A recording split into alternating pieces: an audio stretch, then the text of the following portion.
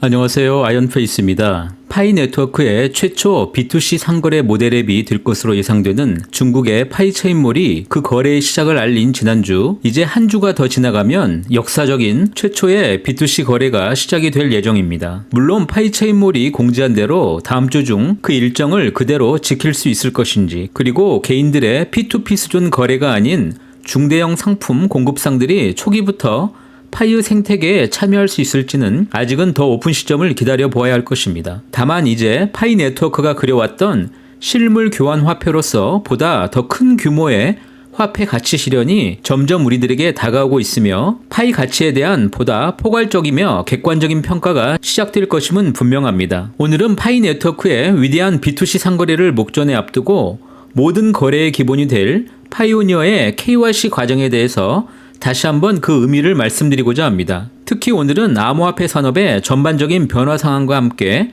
현재 파이가 진행하고 있는 자금 세탁 방지와 개인 신분 인증인 AML, KYC 과정이 어떻게 연결되어서 암호화폐 산업 전체의 방향을 바꾸는 매우 중요한 이벤트가 될 것인지, 그리고 이렇게 KYC를 통해서 파이가 구체적으로 꿈꾸는 그들의 비밀이 무엇인지에 대해서도 이야기해보고자 합니다. 세상에는 많은 부분에서 허구와 음모론으로 가득 차 있기도 하지만 오늘 내용을 함께 알아보시면 더 구체적으로 그동안 암호화폐에 대한 숨겨진 진실이 무엇이었는지도 알게 될 수 있을 것입니다.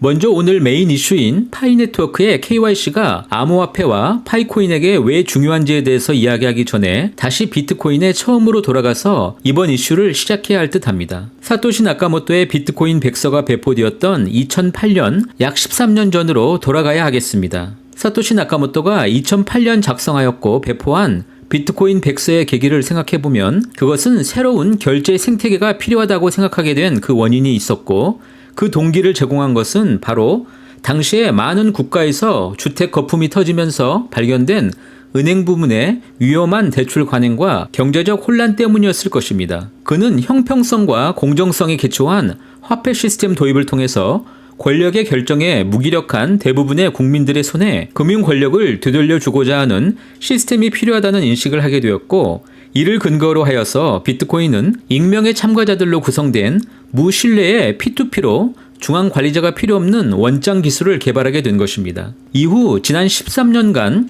기득권 금융집단과 정부 권력의 무차별적인 암호화폐 규제에도 불구하고 암호화폐는 오늘날 이렇게 폭발적인 성장을 이루게 됩니다. 그러나 여기에서 우리들이 생각해 볼 수 있는 것은 정말 중앙 권력이 현재까지 지속적으로 암호화폐에 대해서 반대만 하고 있었던 것일까 하는 의문점입니다. 정말 그들이 제도적으로 끝까지 암호화폐 산업을 멈추도록 조정했더라면 현재 1조 2천억 달러의 시장 규모까지 성장한 이 산업이 과연 존재할 수 있었을까라고 하는 의문이 그것입니다. 모든 세상에는 인과관계가 존재하지만 놀랍게도 규제가 상승하면 그와 더불어서 성장의 속도도 커지는 분야가 분명히 존재할 수도 있습니다. 그 의미는 적정한 정도의 규제는 오히려 해당 산업의 부정적인 면을 줄이고 긍정적인 면의 성장을 통해서 보다 더 장기적인 성장이 가능할 수도 있다는 것입니다. 특히 암호화폐 산업의 경우에 지난 오랜 시간 동안 언론들의 부정적인 보도와는 반대로 중앙정부와 기득권들은 상당히 오랫동안 그들의 부정적인 면을 더 개선하는 데 집중해온 측면이 여러 군데서 포착이 됩니다. 지난 오랜 시간 동안 비트코인을 대표하는 암호화폐는 비용과 속도라는 측면의 P2P 거래의 효율성을 기반으로 하여서 지속되는 인플레이션에 대한 우려감, 그리고 여기에 전문 투자 집단의 시장 참여 등을 통해서 성장해 오면서 블록체인 기반 기술을 통해 전방위적으로 다양한 산업 부분에서 그 혁신을 돕는 원천 기술로 침투하고 성장하였습니다. 물론 이러한 빠른 성장 기반을 크게 무너뜨린 계기도 존재하였습니다. 바로 무분별한 알트코인의 ICO는 급성장 기류의 암호화폐에 대한 거품론을 만들게 되면서 암호화폐 시장은 한때 붕괴 위기도 맞이하였지만,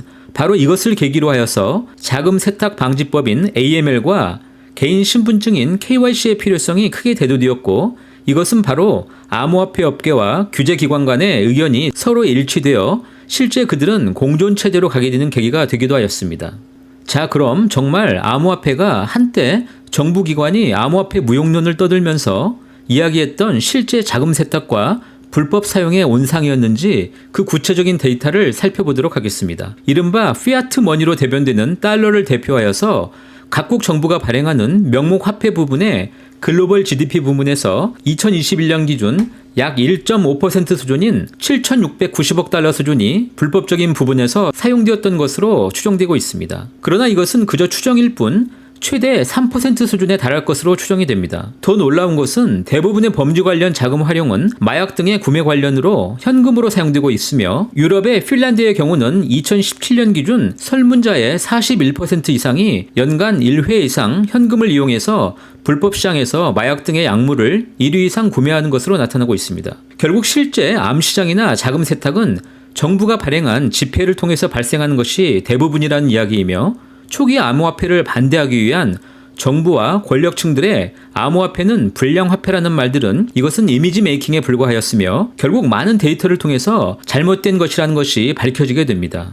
결국 그들의 이미지 메이킹은 실패한 것입니다. 분석가들의 자료에 의하면 초기 암호화폐, 특히 비트코인의 경우에는 다소 높은 비율의 자금 세탁이나 불법 자금 용도로 사용된 것이 분명하지만 2021년 기준 자료에 의하면 약 140억 달러 정도 규모의 불법 세탁과 관련된 것으로 파악이 되고 있어서 전체 이용 금액의 약 0.15% 수준에 불과한 것으로 밝혀지고 있습니다. 비트코인도 초기 7% 수준의 높은 불법 자금 세탁 관련 비중에서 현재는 약 0.5% 수준 이하의 거래 금액이 불법 자금 등의 세탁 등과 연루되는 것으로 파악이 되고 있습니다.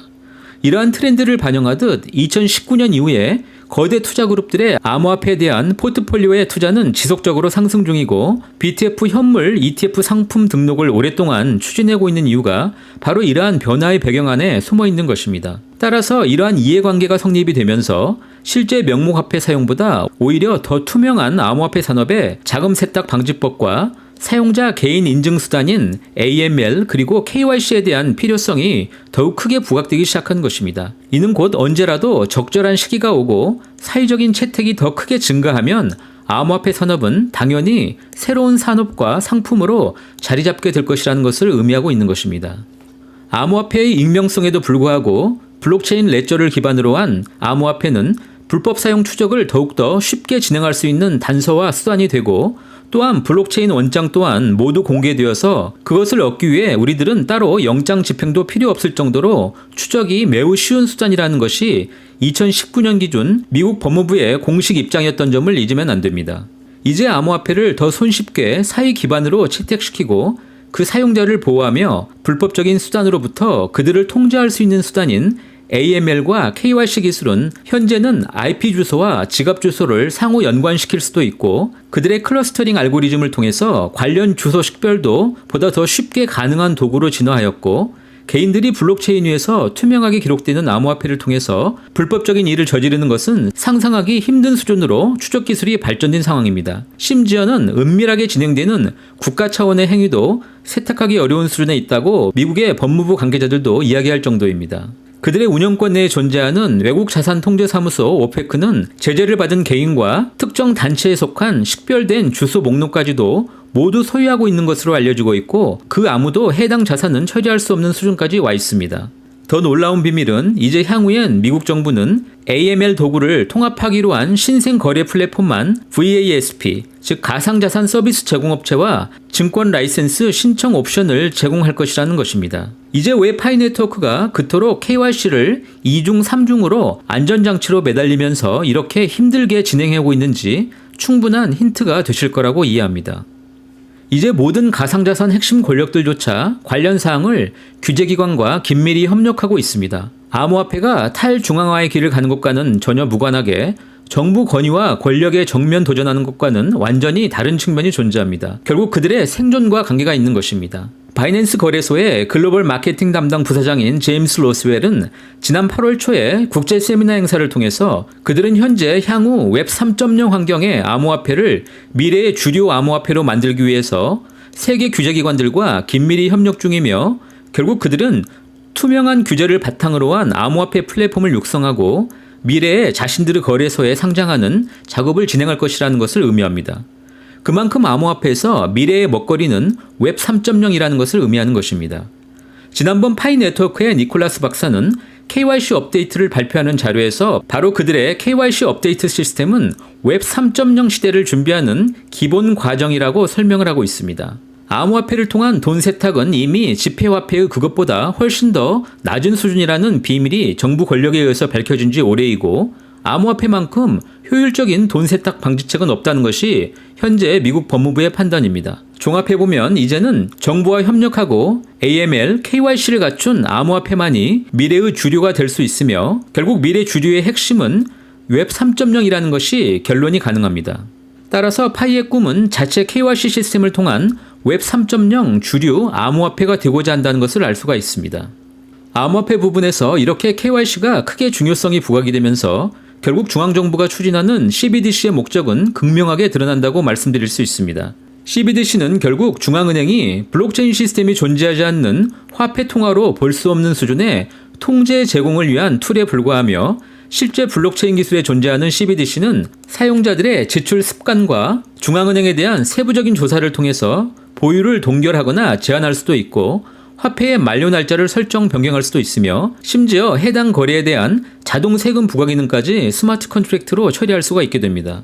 더 극단적으로 해당 화폐로 구매 가능 품목과 불가능 품목까지도 설정이 가능하고, 모든 상인과 금융기관, 소매 고객도 KYC 준수를 통해서 사용 가능하기 때문에 자금 세탁 문제로부터 이제 정부와 중앙은행은 해방된다고 봐야 합니다. 관련 연구소들의 보고서에 의하면 메타의 리브라 실패가 정부로 하여금 CBDC에 대한 필요성을 더욱더 자극한 계기라고 평가를 하고 있습니다.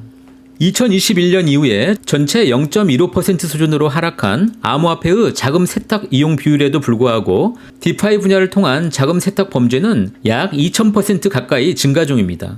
파이 네트워크는 스마트 컨트랙트 플랫폼이라는 미션을 갖고 있기 때문에 결국 그들의 최종 목적지는 이더리움과 같은 금융 분야에 집중하는 것이기 때문에 AML과 KYC 시스템에 대해서 집중할 수밖에 없는 상황이고, 기존 해커톤 그리고 커뮤니티에 KYC 시스템을 유임하려는 전략을 급선이 하여서 코어팀이 직접 자체 알고리즘 기반 KYC를 개발한 이유는 바로 이러한 급변하는 정부 정책 규제를 반영한 비밀이 있다는 것입니다.